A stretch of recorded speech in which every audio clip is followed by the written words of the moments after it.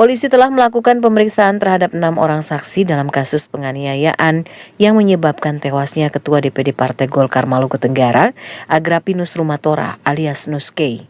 Polisi masih terus melakukan penyelidikan dan penyidikan terkait kasus ini. 2 terduga pelaku telah diamankan lebih kurang 2 jam pasca peristiwa terjadi. Kabid Humas Polda Maluku Kombes Pol Rosita Umasugi menjelaskan, 6 saksi yang diperiksa adalah mereka yang berada di lokasi kejadian saat peristiwa terjadi.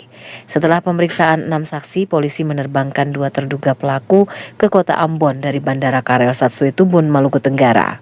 2 terduga pelaku kini sementara menjalani pemeriksaan lebih intensif di kantor Direktorat Reserse Kriminal Umum Polda Maluku.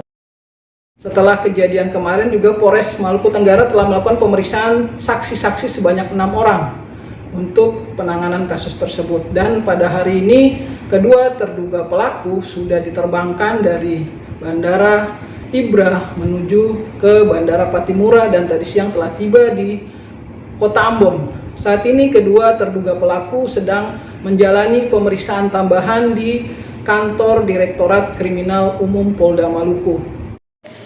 Kedua terduga pelaku dibawa ke Ambon demi kondisi keamanan di Maluku Tenggara. Kasus ini kini diambil alih oleh Ditreskrimum Polda Maluku untuk proses hukum lebih lanjut. Christine Sipahelut Kurniawan melaporkan.